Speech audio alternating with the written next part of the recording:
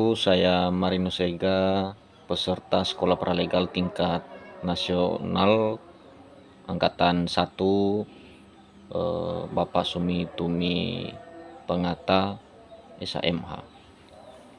Pada saat ini saya akan sedikit menjelaskan tentang banding di dalam suatu perkara, dan mungkin kali ini saya akan lebih fokus kepada banding terkait dengan putusan pengadilan tata usaha negara.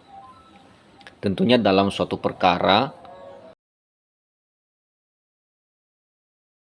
yang sesuaian dengan atau kurang puasan antara penggugat, ya, di mana dalam suatu kasus tersebut ada saja yang memang tibanya kurang pas di hati penggugat tersebut. Nah, sedangkan karena memang ini berbicara negara, yang tergugat otomatis negara di sini, sedangkan penggugat adalah masyarakat atau pejabat yang punya suatu ikatan, ya, atau punya sesuatu kasus, atau yang juga ada suatu kepentingan di dalam isi gugatannya tersebut. Nah, tentunya dari awal pastinya suatu gugatan sudah dilaksanakan di beberapa tahapan pengadilan, tetapi karena atas ketidakpuasan tersebut tentunya akan dilakukan banding. Nah, apa sih yang menjadi persyaratan, ya, dan apa dasar-dasar hukum terkait dengan upaya banding tersebut? Nah, di dalam sesuai dengan aturan dan yang sudah juga tertuang di dalam beberapa undang-undang serta dengan keputusan-keputusan, tentunya ini sudah terlindungi dalam hal melakukan pengajuan banding. Nah, ada dua versi juga, kita bisa melakukan secara upaya banding secara elektronik, ya, dan juga bisa kita lakukan upaya banding secara langsung. Nah, bagaimana sih cara-cara untuk mempersiapkannya? Tentunya saya akan memberitahukan kepada kita pada saat ini terkait dengan pengajuan banding secara elektronik. Berbicara dasar hukumnya sudah tertuang di dalam pasal 125 Undang-Undang Nomor 5 Tahun 1986. Kemudian Perma Nomor 7 Tahun 2022 tentang perubahan atas peraturan MA Nomor 1 Tahun 2019 tentang administrasi perkara dan persidangan di pengadilan secara elektronik.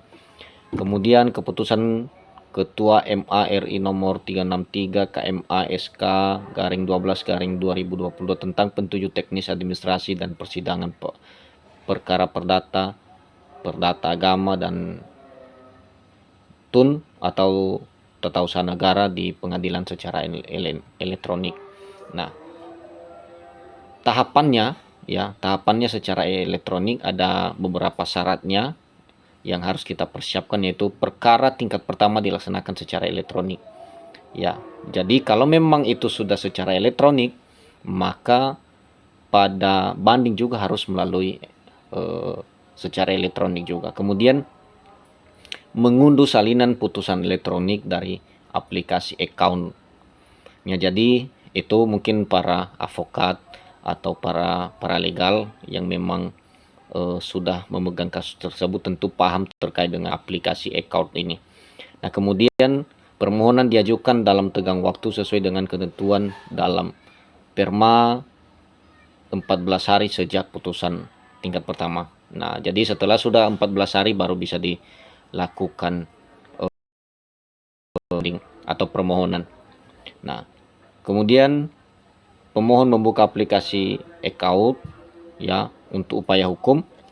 Kemudian pilih nomor perkara yang bersangkutan, unggah surat kuasa banding, dan membayar biaya banding. Nah, kemudian juga di dalam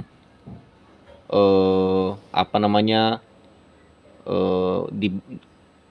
jika berbicara banding secara langsung juga, maka hal ini juga bisa kita lakukan sesuai dengan prosedur-prosedur yang ada.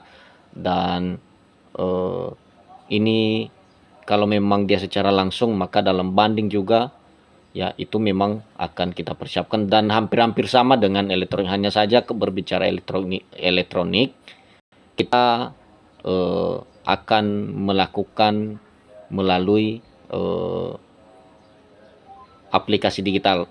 Nah, tapi kalau memang secara langsung itu harus kita persiapkan berkasnya dalam bentuk hard copy atau dalam wujud nyata.